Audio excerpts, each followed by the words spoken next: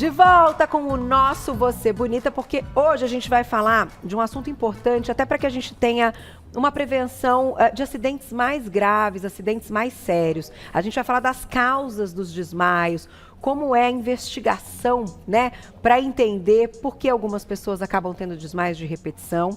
E claro, né, que fique sempre como um alerta para procurar ajuda, para procurar um médico, para diagnosticar até algumas doenças possíveis. Então a gente convidou o Dr. Caio Henrique, que é cardiologista, bem-vindo mais uma vez, para falar desse assunto importante. Até, doutor, para a gente iniciar, queria que você explicasse para o público o que caracteriza, então, um quadro de desmaio. O que a gente entende por um quadro de desmaio, que obviamente todo mundo sabe o que é, mas o que internamente está acontecendo com a gente não sabe. Então, né, queria que você desse uma explicação médica aí. Bem-vindo. Primeiramente, obrigado pelo convite novamente, é uma honra estar aqui.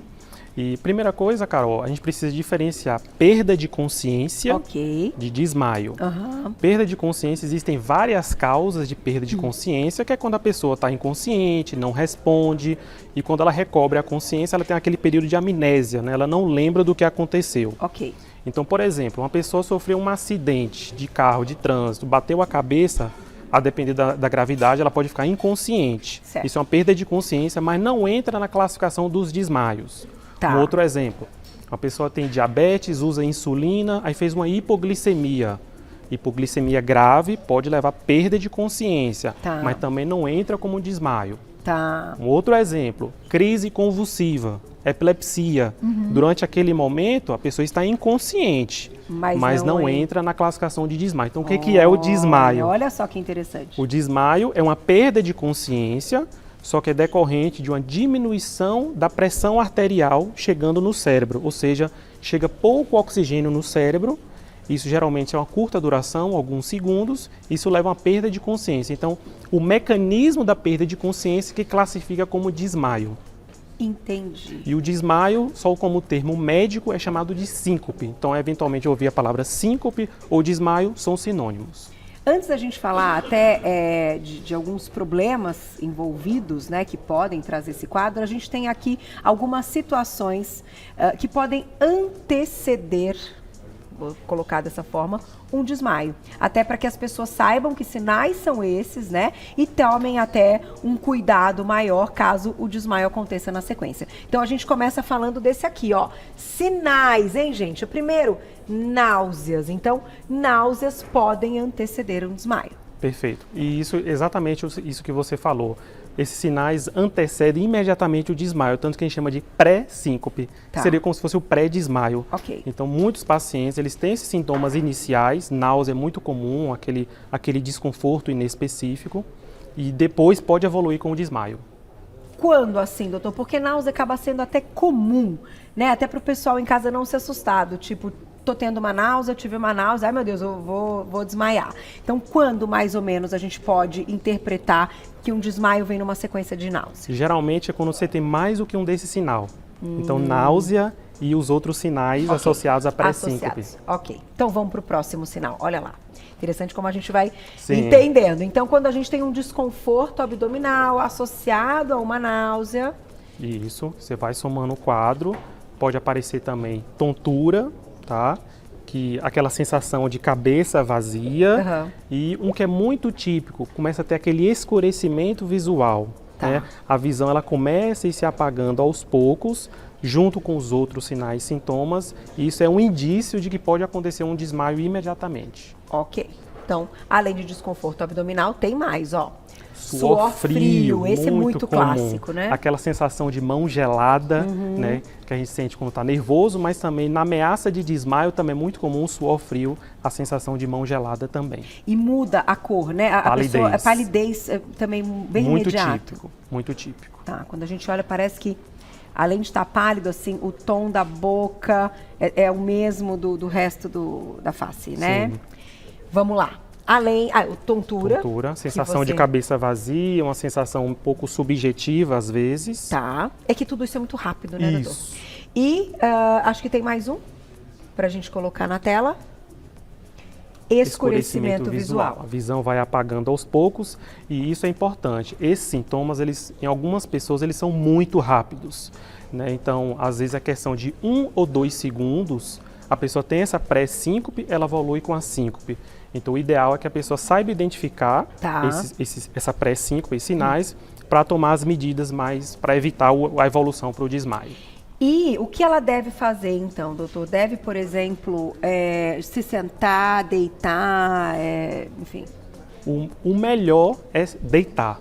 Deitar, se tiver como possível, colocando as pernas numa posição mais alta em relação ao tronco. Ah, entendi. Então, aquela posição que às vezes a gente vê, deitou, coloca uma cadeira e os pés em cima da cadeira, porque o sangue que está acumulado nas panturrilhas desce para a região mais central e aumenta a pressão, porque como a gente conversou no início, caiu a pressão. Então, às vezes a pessoa está com a pressão 7/4, uma pressão muito baixa. Colocou as pernas numa posição mais elevada em relação ao tronco, tende a melhorar essa pressão arterial. Então, o melhor é deitar. Se não tiver como deitar, pelo menos sentar. Sentar já pode minimizar a evolução para o desmaio. É porque dependendo da situação, se a pessoa está sentada, se ela está na frente de uma mesa, ela pode bater a cabeça na mesa ou despencar de qualquer forma da cadeira. Então, o deitar e levantar a perna é o indicado, né? O ideal. Se não tiver passou por situação dessa... Se não tiver como fazer isso, às vezes a pessoa está em pé, não tem como sentar nem deitar, tem 2 coisas ainda que podem ajudar. Apertar alguma coisa muito forte ou puxar uma mão contra a outra muito forte, porque isso aumenta a pressão arterial. Então, às vezes a pessoa está no metrô, está no ônibus, não tem como às vezes deitar ou sentar. Então, ela faz essas 2 manobras, ou apertar, e aí isso tende a minimizar. Que coisa. É verdade, eu já ouvi falar a respeito do assunto, porque uma das coisas a gente até não colocou aqui, mas é a síndrome do vaso vagal, que eu conheço bem, porque meu marido tem síndrome do vaso vagal, e recentemente ele aprendeu essa de segurar assim. Então, gente, quem tiver, né, já diagnosticado, pode mandar perguntinha pra gente no @VocêBonitaTV, porque a gente tem que estar preparado, porque às vezes é do nada, né?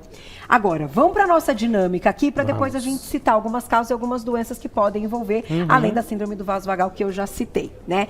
O que você pensou nessa nossa dinâmica aqui, doutora? A gente vai falar um pouquinho de alguns itens que podem aumentar o risco? Isso. Aqui nós temos itens que vão ajudar a combater, a prevenir o desmaio. E nós temos itens que podem contribuir para um desmaio. Então, o principal aqui, hidratação. Hidratação é o principal remédio para a gente evitar desmaio, por incrível que pareça, uma coisa simples, né? Então, água, suco, água de coco. O ideal é que essas pessoas que têm mais sensibilidade a desmaio tomar no mínimo 2 litros de líquido por dia, Carol. Nos dias mais quentes, o ideal é até que tome mais, 2,5 litros a 3 litros de líquido por dia. Isso aqui funciona como remédio mesmo, extremamente importante. Manter a hidratação sempre alta. Isso. Ali embaixo nós temos sal. Então o sal ele é bom para evitar o desmaio. E caso a pessoa não tenha contraindicações, por exemplo, a pessoa tem pressão alta, ou tenha insuficiência cardíaca, ou insuficiência renal, se não tiver nenhuma dessas doenças graves que contraindica o excesso de sal, a pessoa ela pode até mesmo cozinhar com um pouquinho de sal a mais na comida, porque é comum essas pessoas terem a pressão já mais baixa, né? 9/6, 10/6. Eu ia te perguntar a respeito disso. Então, quem tem alguma coisa associada, seja qual for a causa, já vai ter sim uma pressão mais baixa. Isso. E o sal, ele é bom porque ele ajuda a segurar mais a pressão arterial. Então, as pessoas que têm essa síncope vasovagal, se quiser botar um pouquinho mais de sal na comida, está liberado porque ajuda a prevenir. Fala-se que até 10 gramas de sal por dia ou correspondente 4 gramas de sódio. Então o sal está do nosso lado para evitar a síncope vasovagal. E tem que ter uma regularidade, então, em medir a pressão? Tem que ser um hábito? O ideal é que tenha o aparelho para fazer isso? Não é obrigatório, não é necessário, porque na maioria das pessoas, são pessoas que são saudáveis, né? Que precisam fazer atividade física, ter uma alimentação e costumam ter a pressão normal. E o fato de aferir a pressão arterial com frequência pode não exatamente ajudar a evitar o desmaio. Então, não tem essa obrigação. Não tem obrigação. Aí você trouxe um grupo bonito aqui das frutas. Frutas. Então, aqui, na verdade, para representar uma alimentação saudável, Carol. Frutas, legumes, verduras, salada. Quem tem uma alimentação saudável, equilibrada, ajuda a evitar desmaio. refeições mais leves e refeições fracionadas. Tá. O jejum prolongado, para quem tem predisposição a síncope vasovagal, ele é ruim, o jejum prolongado. O ideal é que tenha realmente refeições mais fracionadas, com alimentos saudáveis, alimentos de verdade. E uma alimentação assim que seja até mais diurética, assim que tenha bastante mais água, como você disse que a água também acaba sendo parte do tratamento, Isso. Então assim, ricos em água, legumes ricos em água. Exatamente, melancia, são alimentos ricos em água, ajudam bastante na hidratação, elas se complementam. Muito bom. Aí aqui você tem um grupo que está com X, bebidas alcoólicas podem aumentar a predisposição. Bebida alcoólica, a pessoa pode se desidratar se ela fazer um consumo excessivo de bebida alcoólica. Tanto que o recomendado, se a pessoa está fazendo o consumo, que ela intercale com copos de água, para tentar manter a hidratação. Então, o uso excessivo de bebida alcoólica, sem esses cuidados de hidratação, em quem tem essa predisposição, essa sensibilidade a mais, é um fator prejudicial para desmaio. Tem que ficar atento. Aí aqui você trouxe também mais uma coisa que pode ajudar, que é a prática da atividade física? Exatamente. Exercício físico, a gente sabe que é bom para tudo, né? E o exercício físico para prevenir, por exemplo, a síncope vasovagal, ele é bom e as outras causas de síncope também, como hipotensão ortostática. Por quê? Quando a gente faz exercício, e principalmente quando desenvolve musculatura, principalmente dos membros inferiores, a gente aumenta a quantidade de represamento de sangue na perna. E esse sangue mais acumulado, ele vai ser útil no momento que precisar a pessoa. Então, condicionamento físico, fortalecimento muscular e até mesmo uma hipertrofia muscular, principalmente de tronco e membros inferiores, ajuda a prevenir o desmaio.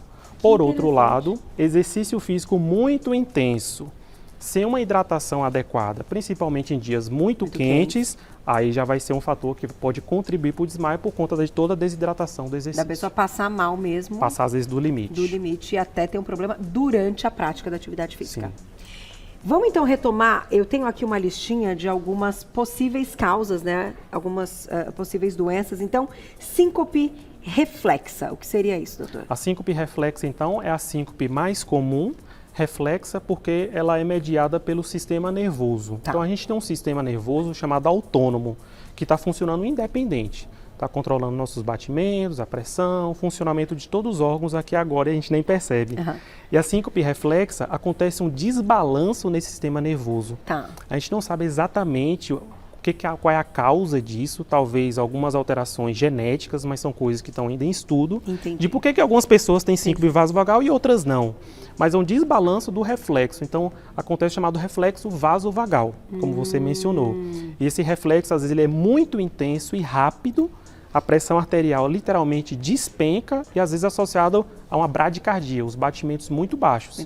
Chega pouco sangue, chega pouco oxigênio no cérebro, a pessoa tem um desmaio.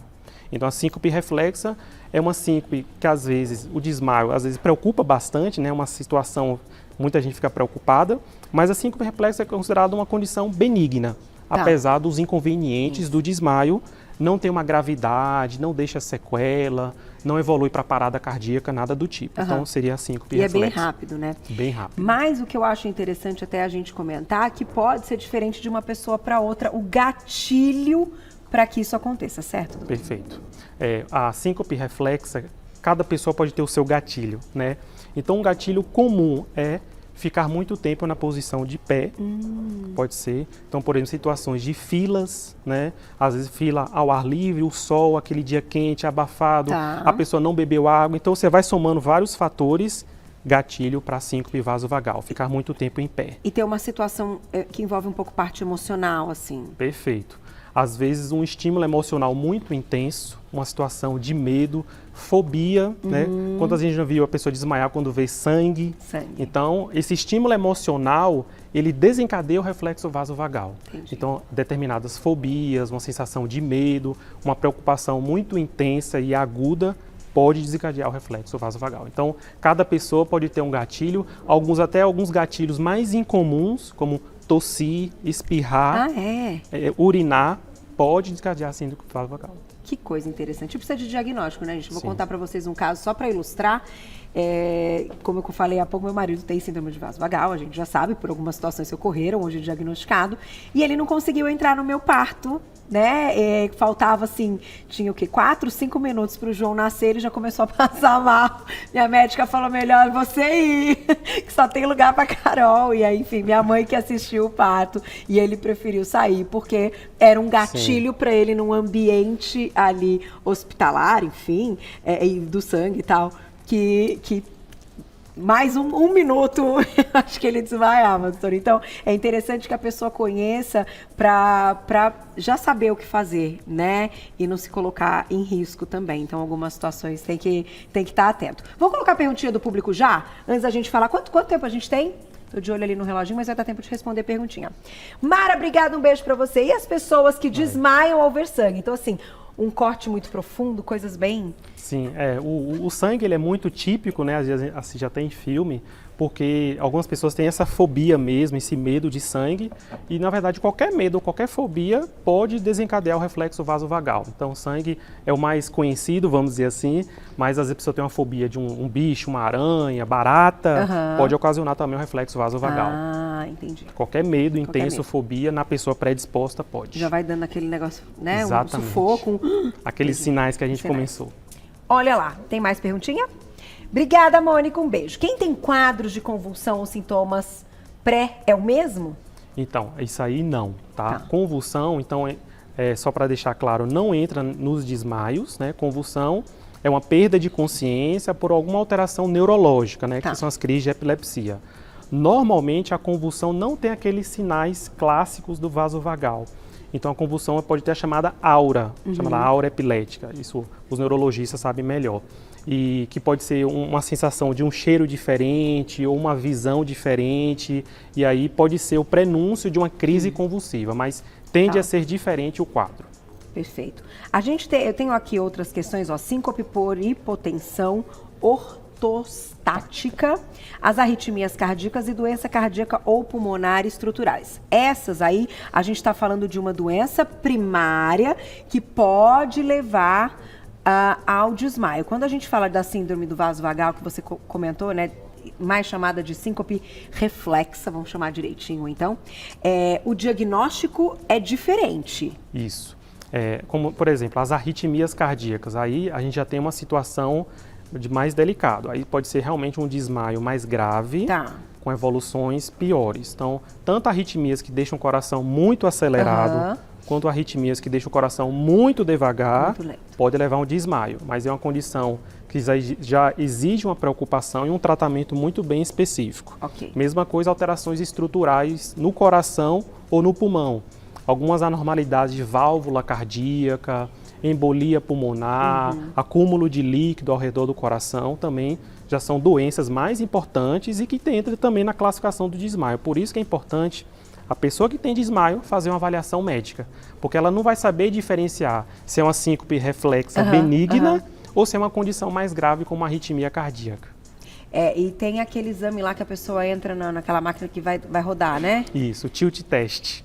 Chama tilt test? Chama tilt test. Pois é, ele é o que vai dar também, ele é parte do diagnóstico. Parte do diagnóstico da avaliação de síncope reflexa. A gente pessoa não aguenta, né? Exatamente, a gente coloca a pessoa deitada, inclina a maca e depois de alguns minutos, frequentemente as pessoas desmaiam do nosso lado fazendo o exame. Mas à medida que baixa a maca, a pessoa acorda. Tá aí.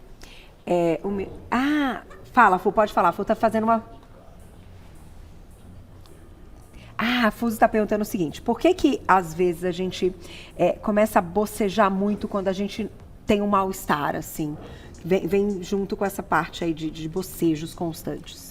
Aqueles sinais que a gente comentou são os mais comuns, tá? Mas podem ter um ou outro sinal que seja mais particular ou mais individual, dentre eles bocejar. Que pode acontecer em algumas pessoas naquela pré-síncope. Não tem uma exata ligação de qual é o tipo de desmaio que a pessoa vai ter, mas algumas podem sim bocejar e sentir um cheiro estranho também, e dores pelo corpo, um mal-estar pelo corpo subjetivo, como se fosse uma fadiga, pode acontecer também na chamada pré-síncope, aqueles sinais que vão sinalizar para um possível desmaio. E tem aquela história, começa a bocejar muito, já pega uma arruda, Pega já o vasinho de pimenta, né? Já faz assim, já faz oração.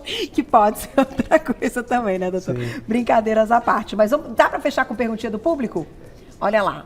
Gente, esse diagnóstico é muito importante, viu? Por isso que a gente está colocando até aqui com bastante detalhes. Alba, obrigada, um beijo. Desmaio após visualizar machucados é normal? Sempre me falaram que era frescura. Pois é, na verdade não é frescura, né? Que é isso, essa questão do sangue, né? Exatamente. A pessoa ela tem uma predisposição genética, vamos dizer assim, individual, e para ela em particular é ver machucado, né? Então isso pode desencadear uma síncope e reflexo, já realmente é uma alteração do sistema nervoso que existe. Então a gente não pode falar de frescura porque existe mesmo uma condição, né? Cada um vai ter a sua fobia, o seu medo para a gente poder intervir. Tá aí. Dá tempo de mais uma? Tem um minutinho? Quanto? Um minutinho? Já tenho que encerrar? Doutor, vou te agradecer e vou deixar aqui o seu contato. Doutor Caio Henrique é cardiologista.